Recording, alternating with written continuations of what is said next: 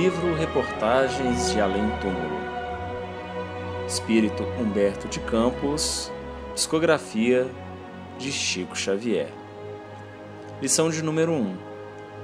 Amarguras de um santo. Falava-se numa roda espiritual da melhor maneira de cultivar a prece, quando um amigo sentenciou: uma herança perigosa dos espiritistas é a de transformar a memória de um companheiro desencarnado numa espécie de culto de falsa santidade. O bom trabalhador do Cristo não faz mais que cumprir um dever, e não é justo se lhe perturbe a serenidade espiritual com a repetição de cenas mundanas, perfeitamente idênticas às cerimônias canônicas. Não raro, a morte arrebata do convívio terrestre um irmão consciencioso, dedicado, e imediatamente os amigos da doutrina o transformam num tabu de fictícia inexpugnabilidade. É verdade, exclamou um dos presentes. Em todas as questões, é justo perguntarmos qual foi o procedimento de Jesus. E no caso da prece, não se vê nos evangelhos um culto particular, a não ser a contínua comunhão entre o Cristo e o Pai que está nos céus.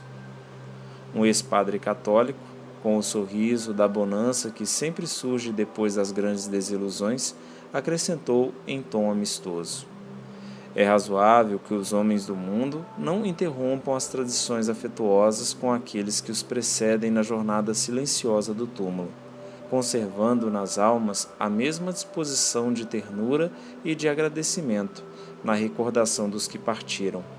Entretanto, no capítulo das rogativas, das solicitações, dos empenhos, convém que toda criatura se dirija a Deus, ciente de que a sua vontade soberana é sempre justa e de que a sua inesgotável bondade se manifestará, de um ou de outro modo, através dos mensageiros que julgue conveniente aos fins colimados.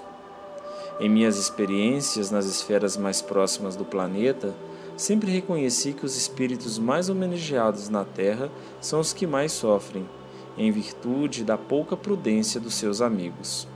Aliás, nesse particular, temos o exemplo doloroso dos santos. Sabemos que raros homens canonizados pela Igreja humana chegaram, de fato, à montanha alcantilada e luminosa da virtude.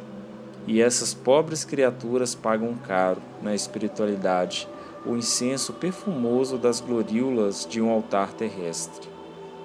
A palestra tomava um caráter dos mais interessantes, quando o mesmo amigo perguntou de repente, depois de uma pausa: vocês conhecem a história de São Domingos Gonçalves? E quando os presentes se entreolhavam mudos, em íntima interrogação continuou: Domingos Gonçalves era um padre insinuante, dotado de poderosa e aguçada inteligência.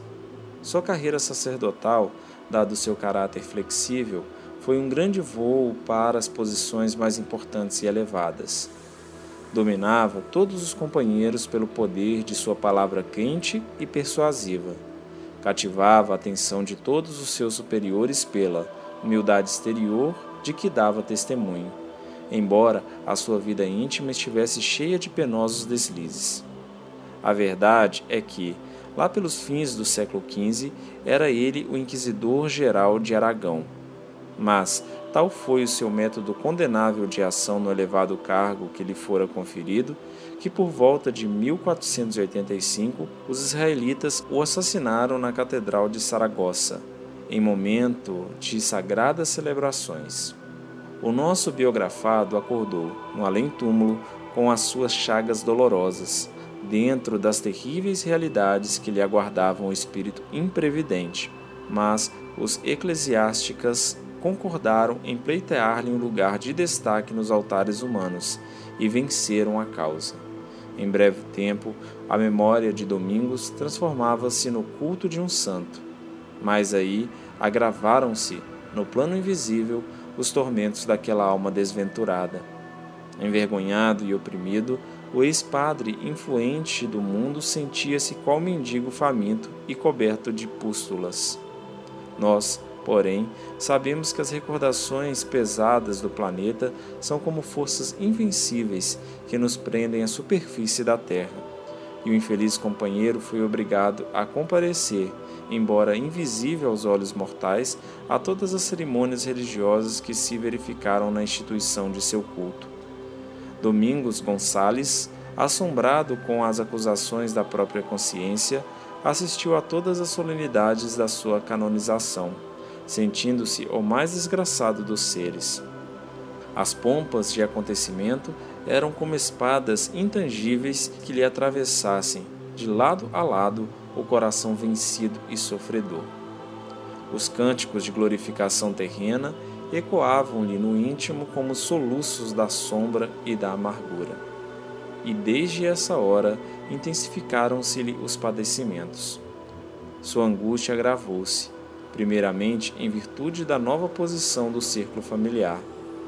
Os que lhe eram afins pelo sangue entenderam que não mais deviam um tributo comum de trabalho e realização ao mundo.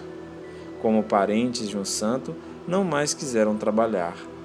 E essa atitude se estendeu aos seus mais antigos companheiros de comunidade.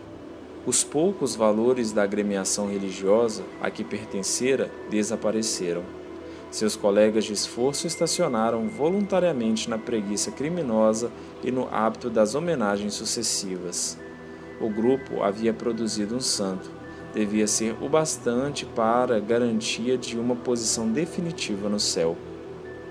O espírito infeliz contemplava semelhante situação, banhado em lágrimas expiatórias, e o seu martírio continuou. Sabemos que um apelo da terra é recebido em nosso meio tão logo seja expelido por um coração que se debata nas lutas redentoras do mundo. Se o serviço postal do orbe pode estar sujeito aos erros de administração ou à má vontade de um estafeta, desviando do seu destino uma mensagem, no plano espiritual não se verificam semelhantes perturbações. A solicitação justa ou injusta dos homens vem ter conosco pelos fins do pensamento, na divina claridade do magnetismo universal. E Domingos começou a receber os pedidos mais imprudentes dos seus numerosos devotos. A alma desventurada ficou absolutamente presa à terra e, de instante a instante, era obrigada a atender aos apelos mais extravagantes e mais absurdos. Se um criminoso desejava fugir à ação da justiça no mundo, valia-se de Domingos, invocando-lhe a memória, entre receios e rogativas. As mães desacissadas, que não cogitaram da educação dos filhos em pequeninos, lhe rogavam de joelhos a correção tardia desses filhos transviados em maus caminhos. Os velhacos lhe faziam promessas, a fim de realizarem um bom negócio. As moças casadoras lhe imploravam a aliança do noivo rebelde e arredio. Os sacerdotes pediam-lhe a atenção dos superiores e, finalmente, todos os sofredores sem consciência lhes suplicavam o afastamento da cruz de provações que lhes era indispensável. Chumbado ao mundo, Domingos, durante mais de um século, perambulou pelas casas dos devotos, pelas estradas desertas, pelos círculos de negócios, pelos covis dos bandidos. Seu aspecto fazia pena. Foi quando, então, dirigiu a Jesus a súplica mais fervorosa de sua vida espiritual, implorando-lhe que lhe permitisse voltar à terra, a fim de esconder no esquecimento da carne as suas enormes desditas. Queria fugir do plano invisível. Detestava o título de santo. Aborrecia todas as homenagens. Atormentava o altar do mundo. Suas lágrimas eram amargas e comovedoras. E o Senhor, como sempre, não lhe faltou com a bondade infinita. Assim como um grupo de amigos influentes procura colocação para um homem desempregado e aflito no mundo, alguns companheiros dedicados vieram oferecer ao pobre espírito sofredor uma reencarnação como escravo no Brasil. Domingos Gonçalves ficou radiante, chorou de júbilo, de agradecimento a Jesus e, em breve tempo, tomava a vestimenta escura dos cativos, sentindo-se ditoso e confortado, cheio de alegria e reconhecimento. O nosso amigo fizera uma pausa na sua narrativa. Estávamos, porém, altamente interessados, e eu perguntei: e o santo está hoje nos planos mais elevados da espiritualidade? Seria extremamente curiosa a palavra direta de sua desilusão de sua experiência valiosa. Não, ainda não, replicou o narrador com ar discreto. Domingos tem vivido sucessivamente no Brasil e ainda hoje continua aí a esforçar-se pela sua redenção espiritual, guardando instintivamente o mais terrível receio de chegar às esferas invisíveis com o título de santidade. Mas as obrigações comuns dispersaram o grupo em palestra e, dentro de pouco tempo, estava eu novamente só, com o meu trabalho e com a minha meditação. E nesse dia, impressionado com a história daquela amarga experiência, não pude retirar da imaginação aquele santo que trocara os incensos do altar pela atmosfera nauseante de uma senzala do cativeiro.